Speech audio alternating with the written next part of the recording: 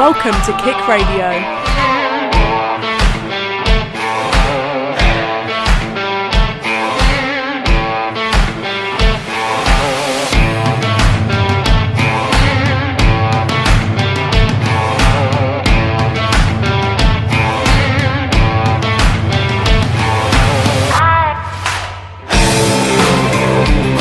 See yourself sitting in this seat hosting your own radio show? Join KIC Radio today.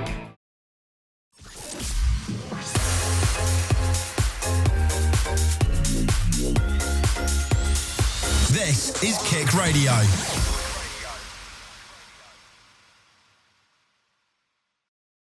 Hello and welcome back to the South Bank podcast.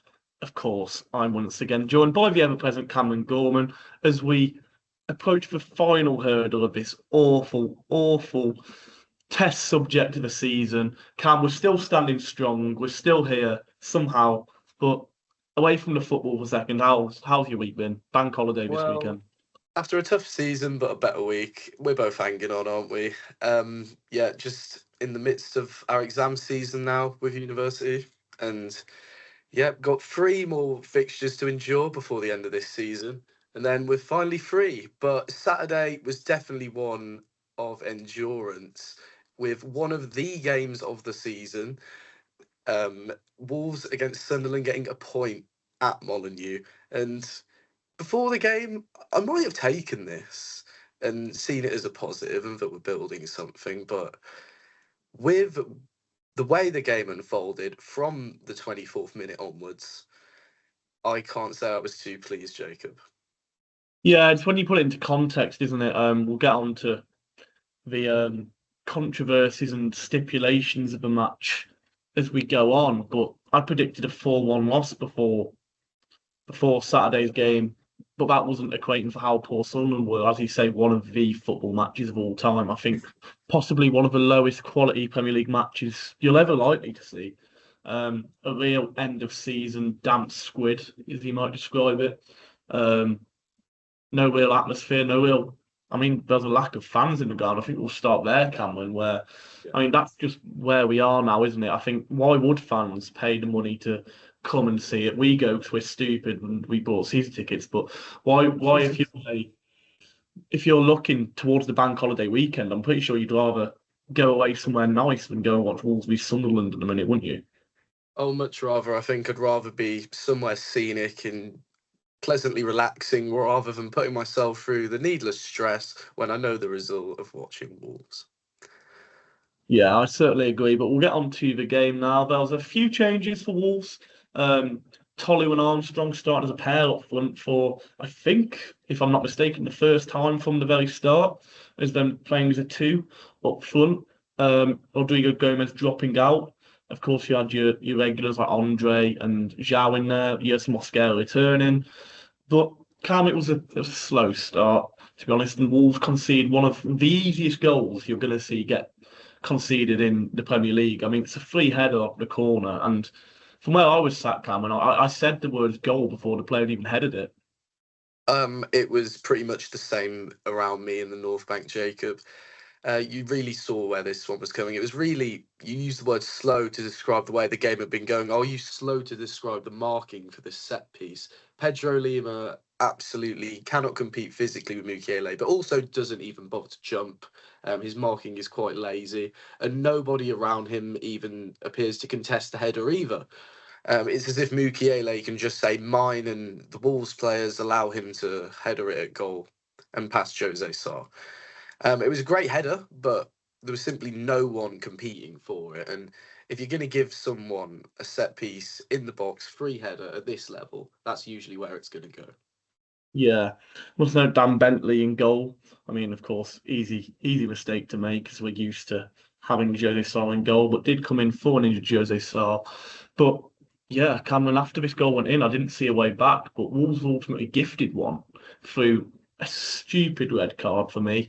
I understand this hair pulling rule, Cameron, for the likes of Michael Keane when he played Everton away, where he clearly yanks the hair Tolu. But for me, Cameron, this red card is awful because I don't think Ballard's even looking at Tolu's hair. I think he just happens to have longer hair and he's trying to grab on, which inherently is still a foul, but it's not a red card. And yeah, I just think it's the most bizarre red card you like to see it. Even the Wolves fans, frustrated about it with the chants afterwards. Cam, what were your thoughts on the red card? Well, I have to agree with what was chanted that you alluded to. Boring, boring, boring. And I'm very bored of these sending offs for the hair pulling, even though two of them have been in our favour this season, like you mentioned with Michael Keane. Now, I feel like while it is the letter of the law and the referee simply has to send off Ballard for this offence, but it's just boring. It kills the game. And I think players most of the time are just simply going for the back of the shirt. And I think a rule change needs to be looked at potentially to make it perhaps in favour of the defending player rather than the attacker in the instance of these sendings off. Because, like you say, it's just needless and a mistake easily done. We're going to see players rock up next season after summer, all with longer hair, just to simply aid their team in getting them a man down. So I don't see why this needs to carry on. Yeah, I do fully agree. And because of this red card, Cameron, you could have expected Wolves to push on and go at the game and try and get back in it. And I suppose ultimately we did get a point out of it, but Cameron, the way we played after this, it was absolutely diabolical. We were penned back at times by a 10-man Sunderland to the point where I found myself, and this is crazy for me to say, almost annoyed that we got something out of that game because we didn't deserve anything. Those players on that pitch did not deserve any praise for that performance. For me, they deserve to be hung out to dry because they were awful after the red card. I don't know if you agree. Yeah, I completely echo those thoughts. The way I put it into perspective is when I'm talking to people after the game and they're saying, "Oh, you had a good weekend," assuming that we did well to get a point out of that game. Now, Sunderland have had a good breakout season in the Premier League, but to be down to 10 men from the 24th minute, and for me, mainly to see such tactical negligence in the in-game management is what made it so poor. I completely echo the thoughts that I think we are lucky to have anything out of the game. And I think a draw makes us look much better on paper than we were with how terrible a quality the football was from us in the second half. Now, we looked like we were the team with 10 men at times, and we were the ones who seemed lucky to get a point. Regardless of where we are in the table, the fact we are in this league alone, we should be able to get a win at home against a team with 10 men from this far in who didn't have to be amazing to pen us back all the way. Yeah, I fully do agree. And Cameron, this game for me really changed my opinion on Rob Edwards, particularly. I have stuck up for Rob, I thought, and I do still think no one could have done better with the team he's been given. But what really worried me on Saturday is, as you allude to, the tactical negligence from Rob Edwards. We were still almost compressed in our own half a lot of the time. Even with the ball, we weren't controlling the game against 10 men. And for me, Cam, it was an easy fix. We didn't have to be playing a back five in that. Totti was having an awful game. You bring on a Bellegarde or an Angel Gomez for me. You go 3 men in midfield because where Sunderland are strongest is in their midfield, and they were still able to play through it. Xhaka was still able to play through that midfield, despite it not being his best game. And we didn't neutralise that. And then when he did make the subs, they were the wrong subs for me, taking off Hugo Bueno, who was Terrible decision. Our best attacking outlet in most games, and that was no different on Saturday. Somehow Tolu stayed on, who was dropping one of the worst individual performances I think I've seen him play in a Wolves shirt this season, which is saying something, Cameron. Yeah, I would have to agree. Tolly could have had a hat-trick in that game if he was even somewhat off his game. To say somewhat off his game would be generous for the performance that he put in. And after reports of a bust-up, it makes me wonder how he even got that much game time in the first place. Now, Hugo Bueno should absolutely not be going off for me either there. Like you say, he's our best creative outlet. But to keep Totti on at left-back, which is out of position, and also just a position that he is nowhere near as good at, I think it was really cowardly from Rob Edwards, if I'm honest. And I really, even though I'm not his biggest fan, even the introduction of the likes of Hwang Hee-chan would have been better than Mm. taking Rodrigo Gomez, who had the left back on shreds, and putting him at left back is just terrible from me. I don't understand what went through Rob's mind to do this. And like you say, I'll echo the thoughts of this has also changed my mind on him. It makes me very uncertain that he's the man to lead us forward next season, especially when there will be plenty of tense games away from home, which our record has been poor this season for anyway. And they will be tense games. There will be games where he has to make tight changes when the margins are so small just to get us over the line if we are to make any sort of promotion or even playoff push. And under his tutorage, I'm not sure we get there right now. Yeah, I mean, my dad raised a question to me. He was in no way advocating for it, but I want to pass it on to you. Would you perhaps be against sacking Rob Edwards and keeping Rui Pedro Silva in the touchline for the last 3 games and rebuilding the summer under a new manager, or have we picked our poison now and we've got to stick with Rob Edwards? I feel like it's a case of the latter. While I am a massive fan of the work Rui Pedro Silva has put in, I completely understand where Wolves fans are coming from. He's clearly done well with Nuno. It's only when he came in that Rob Edwards' tenure seemed to pick up pace to begin with. And what the biggest doubt for me is that despite this, he hasn't been a manager. So would you be prepared to do that next season? Would the players take to that for someone who's simply been coaching them and then suddenly he's in charge when the team hadn't been doing so well overall anyway, regardless of if that's his fault or not? Now, I feel like it's definitely a case of we've picked our poison. I think Rob's appointment was made with next year in mind, which is why I think we all wanted us to see go down swinging a bit more and why we wanted to see a bit more fight from the team at this point. However, I just don't feel that's going to be the case. I think Fosun are going to back their yes man because that's all the profile they seem to hire. Yeah, I do ultimately agree, but to play devil's advocate, I think there are case studies of it working. There's case studies of it, of course, not working. I remember Frank Lampard going into Derby at first, never had any managerial experience, got into a playoff final. So it has happened in the past. Again, not advocating it should happen, because I can understand, like you say, Cameron, why people might say give him the last 3 games and build with a new manager in the summer, perhaps.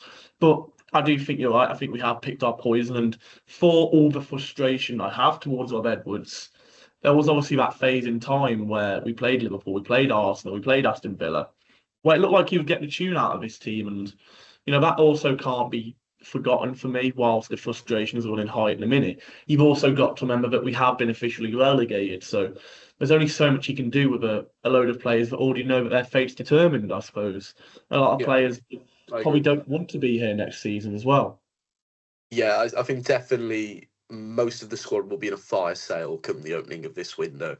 And a lot of them, their heads will already be elsewhere. Some of them may already have their agents touting which moves they will be going to next. And they may be more worried about the selection of whether they're going to live in Valencia or France somewhere.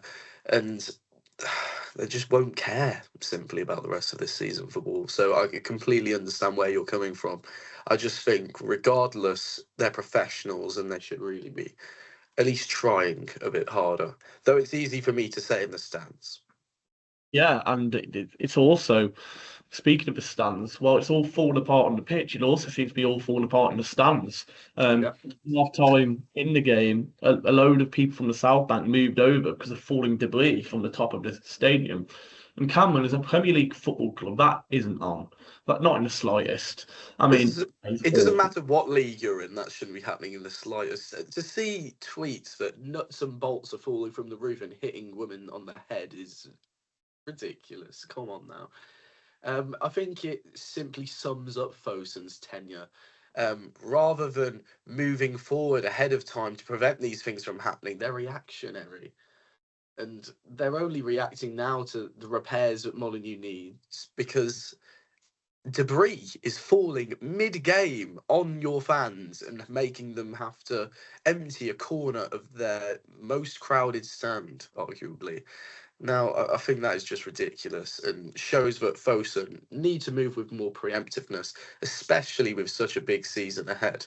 I think it's just laughable.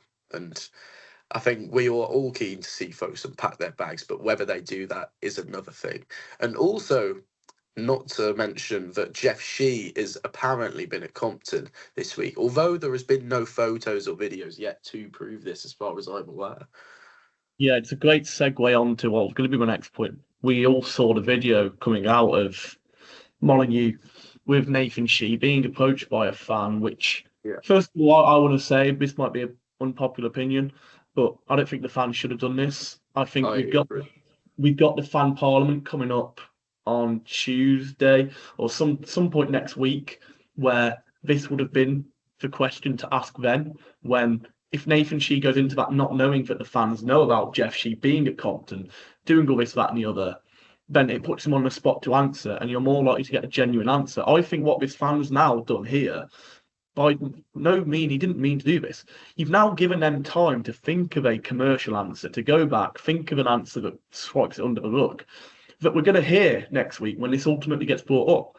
I don't think this is the right approach. I mean, I don't know if the guy doing it is a respected journalist, is anyone as such.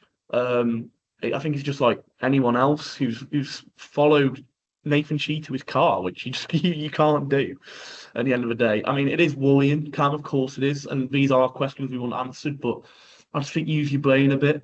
I think like you weren't ever going to get an answer out of Nathan Shee in that situation, so wait until he has to answer it. I think it's a silly thing to do ultimately, Cameron. I don't know if you agree. No, I agree. It gives them time to create scripted answers in an almost commercial segment that you're going to receive at the fan conference.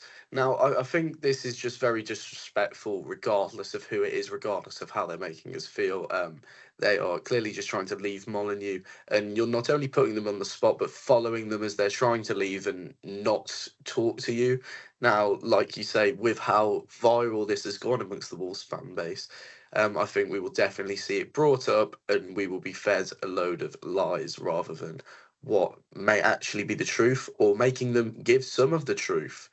That is me looking down negatively, though. While I can hope for better answers that are true, what have Fosun given us to prove that it will be truth coming from their mouth?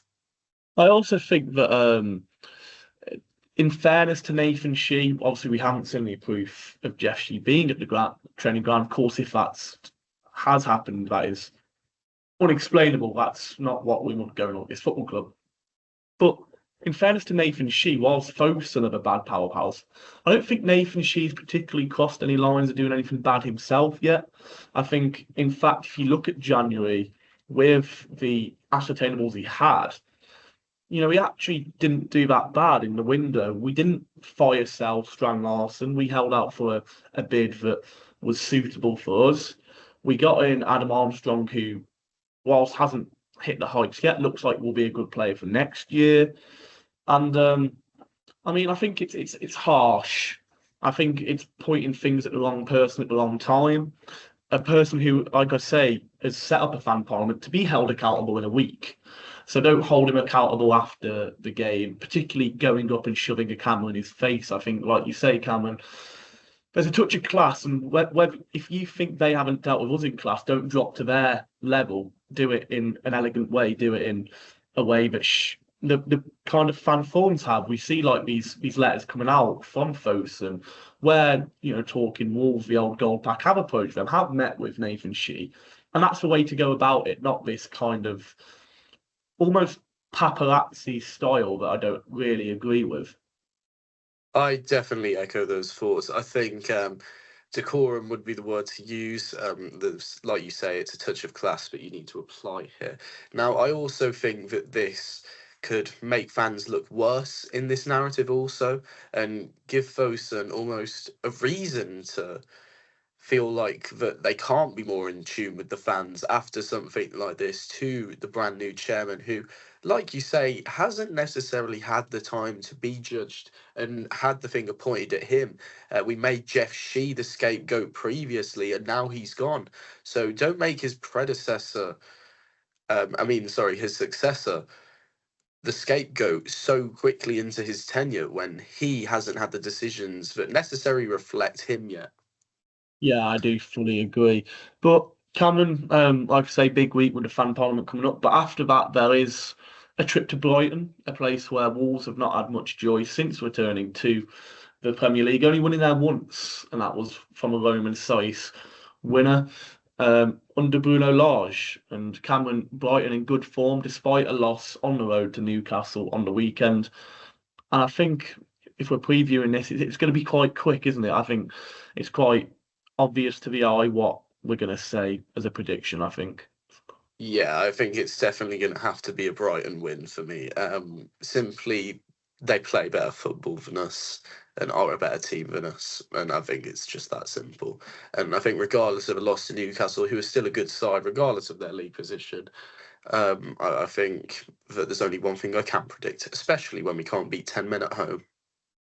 Yeah, I certainly agree. It doesn't feel like anything's going to come out of anywhere. Of course, last year was a rather successful trip to the Amex where we got a last-minute equaliser through Mateus Cunha from an absolute unbelievable piece of play from Tommy Doyle, winning the ball at the back, playing the ball to Cunha, who scored, and the birth of the surfing celebration was conceived. But yeah, that was a different team.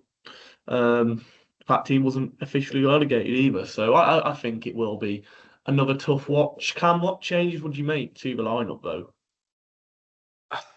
What can you even do at this point? Honestly, I feel like we've got to have Hugo Bueno starting and not being subbed off this week. That's all I want to say. I would like to see Rodrigo Gomez again, but honestly, I'm not even bothered, and I think that says it all, really. I feel like regardless of the team which we field, the result is inevitable. I simply just don't know what to do other than what's already there. Yeah, precisely. Do we even actually care? Is there any point in getting yourself worked up for it? I don't think there is, because I mean, with Rodrigo Gomez though, Cameron, my only problem with him is every time he seems to start games, he's not as effective as when he is coming off the bench. So is that perhaps the right play to bring him in from the start? I don't know. Maybe it's Pedro Lima. Personally, I would echo those thoughts regarding Rodrigo Gomez. He's definitely more effective in that super sub role. However, will Rob even bring him on in the correct position? He didn't bring any attackers on last week. He decides to bring on Angel Gomez for Hugo Bueno. And it was just negative changes, even with 10 men. So I can only expect more negative changes away at somewhere like the Amex, with Brighton still having things to chase this season. I also would perhaps agree that Pedro Lima needs to come out. He didn't have the best game against Sunderland, although it can also be said in counter of that if he's going to be the right back who's here next season out of our current options in that position, then maybe the experience is good for him, helping him get used to the English game, which he's not had much time in, actually. Yeah, certainly. Can I get a score prediction off you, Cameron? I'm going to say 3-0 Brighton. Yeah, I was thinking along those lines. I think we might nick a goal from somewhere, so maybe 3-1 to Brighton. I think Danny Welbeck always loves a goal against us. Yeah. So he's certain to score at least one. And they've just got too much quality. Fours in that team, like I say, don't do very well there either. But before we go, I want to say a massive shout out to Sasha Kalajdzic, who did win the Austrian Cup with a fantastic goal from himself as well in the final. Good luck to him. We should see him back here in a Wolves shirt next year. Who knows? But once again, I've been Jacob. I've been joined by Cameron. Cameron, do you have any parting words for the people? No, just have a great week. I hope you enjoy the game if you're watching, and if doing something else, I do not blame you in the slightest. Enjoy it, and hopefully we see you next week. It's goodbye from me. And it's goodbye from me. Thank you very much.